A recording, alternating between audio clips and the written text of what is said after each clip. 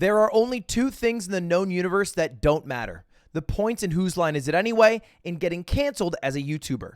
Every single YouTuber you know who's been canceled is probably still around, like James Charles when he got canceled for grooming straight guys, still posting videos for millions of viewers. Or how about Shane Dawson for doing blackface, and I don't know what he does to his cats, still posting to millions of viewers. And of course, the Suicide Forest guy, Logan Paul, not only is getting millions of viewers, but has a Gatorade competitor that's probably going to get bought for $1 billion. Doesn't really sound that bad to me. The only true way to get canceled is to get deplatformed. Like the actual platform of YouTube or Twitter kicks you off, like it happened to Donald Trump on Twitter or Leafy is here on YouTube. Doesn't happen too often though. You have to do something pretty egregious. But I found a YouTuber who got totally kicked off of YouTube with no warning just last week, and almost no one's talking about it. If you don't know, I'm talking about Steve Will Do It. He's a YouTuber who gained notoriety a few years ago because he could drink alcohol. A lot. Really, really good. I'm not selling it well, but I'll show you a quick video.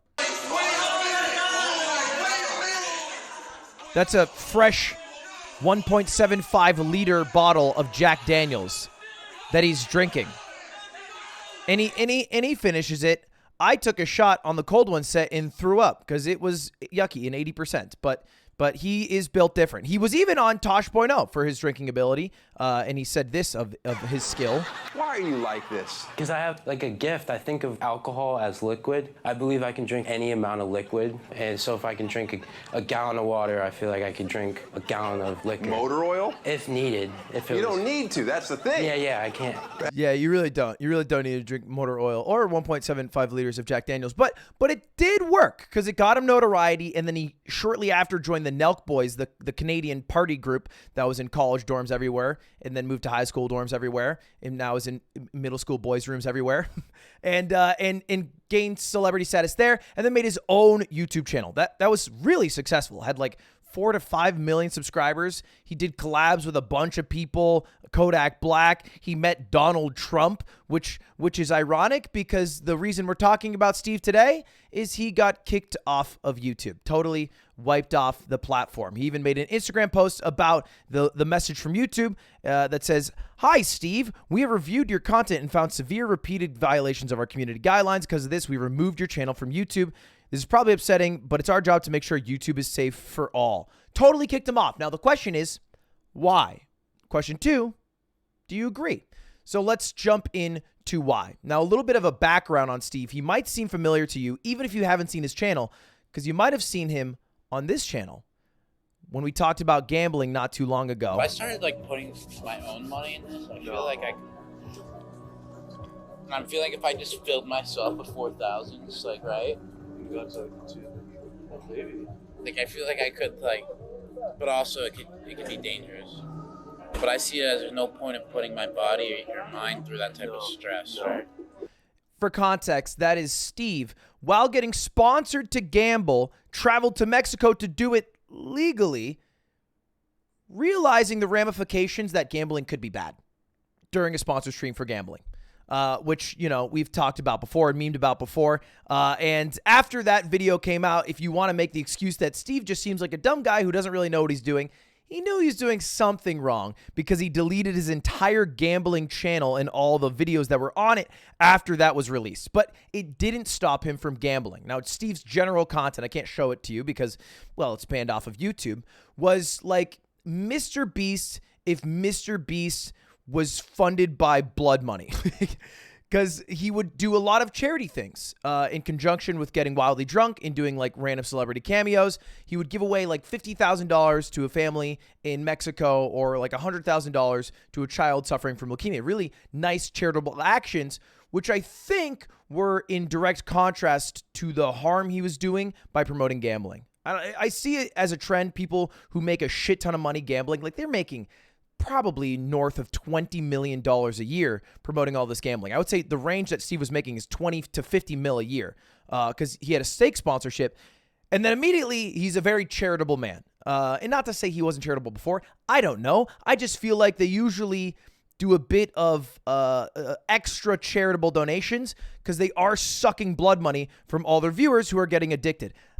just to be clear, Stake does not sponsor people at a loss. That wouldn't make sense. They would stop doing it really quickly. So if they're paying Train or Steve or XQC 10, 20, 30 million dollars, they're receiving 10, 20, 30 million dollars.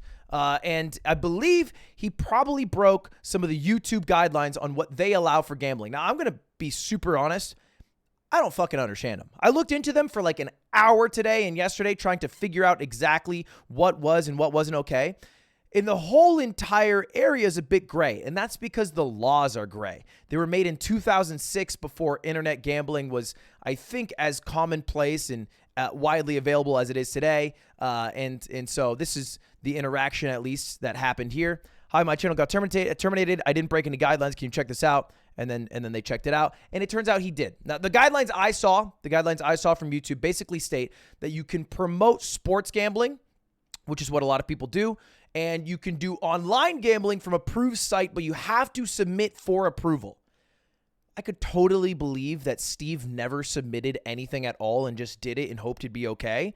I don't know. I don't feel like he's necessarily the sharpest at making sure he has all his T's crossed and I's dotted. But someone in the YouTube backend clearly saw what he was doing as bad, which I'm probably on board with. I've watched a few of his videos, and it's a little weird, right?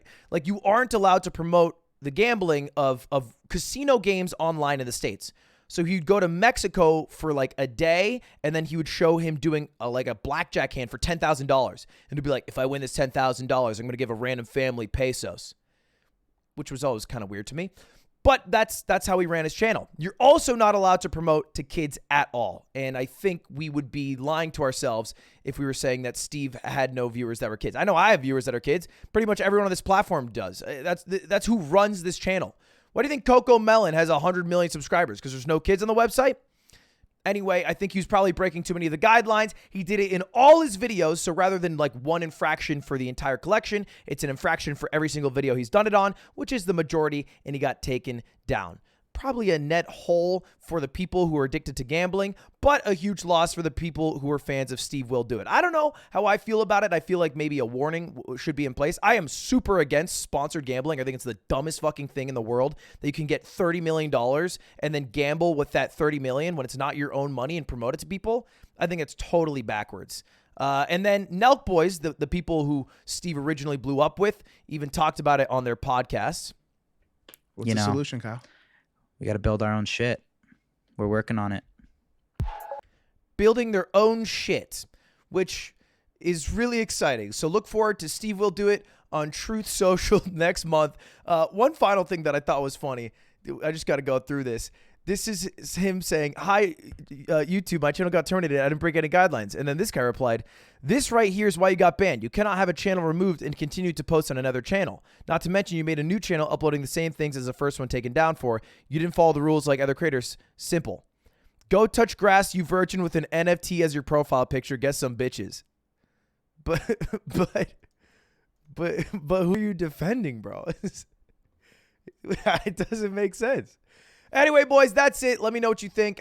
Look, I think sponsor gambling shouldn't be there, but I feel like there should be a warning if you get totally nuked off the website. He has an appeal process, so we'll see how it turns out. By the way, real quick at the end of this video, I am live right now on my main channel. You can go check it out, doing a 24-hour stream of our/place, where you can place a pixel every minute, and then the final creation will be my new YouTube banner. You guys can make it, so please don't get me banned. Like, Steve, that would be sad. See you later. Thanks for watching.